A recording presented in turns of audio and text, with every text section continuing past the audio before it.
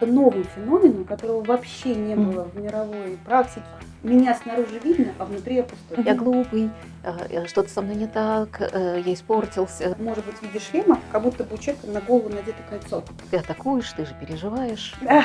ты куча работы. И он говорит, Не размножаться надо пока думать. не будем, диссертации писать не будем. И он, хочу обратить внимание, не поглупел. Волчий аппетит. Он такой, хочу есть, хочу есть. Ты понимаешь? Ой, как это хорошо. Да, это 3 месяца назад у человека была температура. Чего он сейчас лежит? В общем, Мгм. такая, каша получается. Заболевание ковидом уходит. Вот так мы с тобой шутим.